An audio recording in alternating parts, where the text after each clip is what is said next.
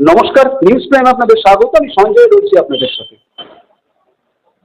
এই মুহূর্তে আমরা রয়েছি উত্তর কলকাতার ভূতনাথ মন্দিরের পাশে মাঙ্গলিক কমিউনিটি হল, যেখানে আজ অমরনাথ যাত্রীদের এক সম্মেলনের আয়োজন হয়েছে। স্লোগান হচ্ছে জয় বাবা ভূতনাথ, পৌঁছে যাব অমরনাথ। এমনই এক অনুষ্ঠানে, একটু অন্য ধরনের অনুষ্ঠান, এমনই এক অনুষ্ঠানে সঙ্গে পেয়ে গেছি আরেক অন্য ধরনের মানুষ, যিনি কার্যত পেশায় ইঞ্জিনিয়ার, কিন্তু নেশায় তিনি রেকর্ড সৃষ্টিকারী একজন মানুষ, যার নাম ইন্ডিয়া বুক অফ রেকর্ডসে ইতিমধ্যে লিপিবদ্ধ।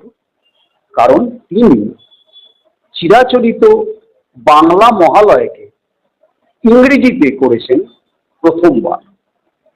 সেই নন আদার দেন সুপ্রিয় সেনগুপ্ত সঙ্গে পেয়ে গেছি, কথা বলে নেবো তার সাথে। সুপ্রিয়, প্রথমত নিউজ প্রাইম আপনাকে স্বাগত। নমস্কার। নমস্কার। আচ্ছা,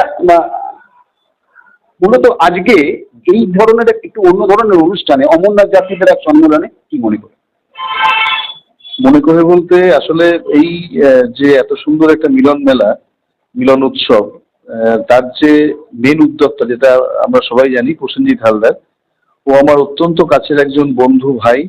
এবং ও আসলে এই ধরনের সম্মেলন করা তো সাধারণ মানুষের পক্ষে সম্ভব না। মানে একজন মানুষ যখন সে কোনোটা অর্গানাইজ করে, তখন তার মধ্যে একটি বিশেষ ক্ষমতা থাকতে হয়।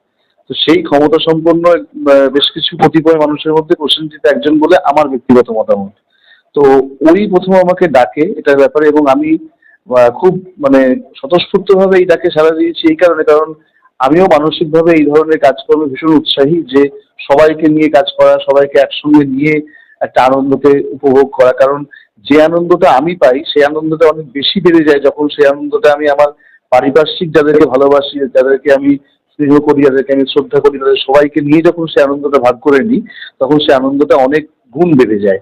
তো এইরকম একটা অনুষ্ঠান, যেখানে প্রসেনজিৎ নিজে এই ধরনের যখন কোথাও বেড়াতে যেতে ভালোবাসে, বিশেষ করে ভূতনাথ মন্দিরে, আমি জানি যে পুজো দিয়েও গত 2 বছর আমার সঙ্গে যেহেতু রেগুলার যোগাযোগ আছে, ও অমরনাথ যাত্রা করেছে। তো আমাকে বলতো যে দাদা, এরকম আমি একা যাচ্ছি, যেতে গিয়ে অনেক রকম বাধা বিপত্তি পেয়েছি। একটা সার্টিফিকেট জোগাড় করতে গিয়ে আমাকে 10 দিন ঘুরতে হয়েছে।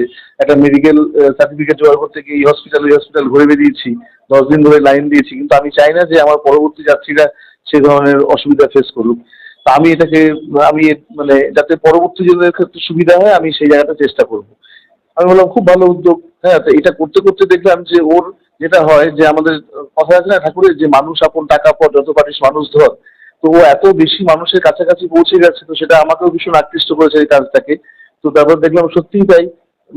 আমরা সবাই জানি প্রায় পশ্চিমবঙ্গ এবং পশ্চিমবঙ্গের সীমা ছাড়িয়ে ভারতবর্ষের বিভিন্ন জায়গা থেকে, ইভেন বাংলাদেশ থেকে, আমি নিজে জানি, ও চ্যানেলটা আমি রেগুলার ফলো করি, প্রচুর মানুষ এই ডাকে সাড়া দিয়ে একসঙ্গে হয়েছে। অনেকে হয়তো আজকে শারীরিকভাবে আসতে পারেনি। তো এই যে একটা মিলন মেলা, এত সুন্দর একটা উদ্যোগ, সেই উদ্যোগে ও আমাকে ডেকেছে। আমি খুব গর্বিত যে আমার ভাইয়ের বা আমার বন্ধু এত সুন্দর একটা অনুষ্ঠানে আসবো। কারণ এই অনুষ্ঠান বা এই ধরনের কাজকর্মকে আমি ভীষণভাবে পছন্দ করি, এবং আমি চাই এই অনুষ্ঠানের একটা অংশ হতে। তাই সেই মানসিক টান থেকে আমি এসেছি। অর্থাৎ আমরা বলতেই পারি যে একটা বৃহৎ সাম্প্রদায়িক সম্প্রীতিকে রক্ষা করতে একটা অত্যন্ত ক্ষুদ্র মিলন প্রাঙ্গণ বা মিলন মেলা তৈরি হয়েছে আজকের এই মাঙ্গলিক কমিউনিটি হল। একদম।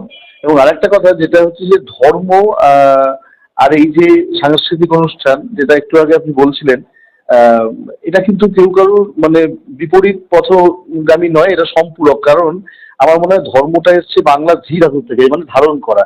যা আমাদের ধারণ করে থাকে সেটাই আমাদের ধর্ম। আর যে ধর্ম নিয়ে আমরা লাঠালাঠি মারামারি করতে দেখি বেশ কিছু আমাদের মতো, কি বলবো, বোকা মানুষদের, আমাদের মধ্যেই কিছু মানুষ আছেন যারা এটা শিকার বা এই ধরনের কাজকর্ম করেন, তারা আসলে ধর্ম নিয়ে করেন না, তারা সাম্প্রদায়িকতাকে নিয়ে করেন। সম্প্রদায় আর ধর্ম এক নয়, মানে রিলিজিয়ান এবং আমার ডিভোটিনেস, এই দুটো কিন্তু এক জিনিস নয়। যে আবেগ থেকে আমি আধ্যাত্ম সাধনা করছি, বা যে আবেগ থেকে আমি নিজের মানসিক বা মানবিক উত্তরণের জায়গা চেষ্টা খুঁজছি, সেইটা কিন্তু সংস্কৃতি আমাদের সেই পাঠিয়ে দেয়। সংস্কৃতি আমাদের সেই শিক্ষায় দেয় যে তুমি তোমার নিজের মানবিক উত্তরণের জায়গাটা খুঁজে নাও। অতএব সংস্কৃতির সঙ্গে ধর্ম তো একাকার, সংস্কৃতির সঙ্গে ধর্মের কোনো বিরোধ নেই। আপনার শেষ কথা থেকেই রেস ধরে আমাকে বলতে হচ্ছে যে মানুষ আপন টাকা পর, যত পারবি মানুষ।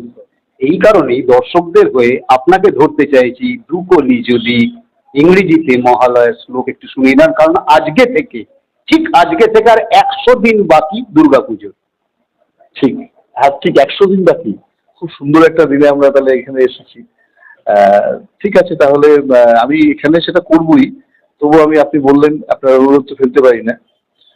আশ্বিনের শারদপ্রাতে যে প্রথম লাইনটা দিয়ে আমাদের মহিষাসুর মর্দিনী বীরেন্দ্র কৃষ্ণ ভদ্রের যে কালোজয়ী সৃষ্টি, সেটারই আমি প্রথম লাইন কয়েকটা আমি ইংলিশে করছি, সেই একই ছন্দ, সুর, লয়ে এবং অবশ্যই অর্থ।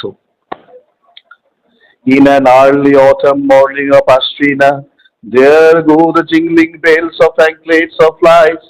From the outer sky over the earth disappears a series of clouds.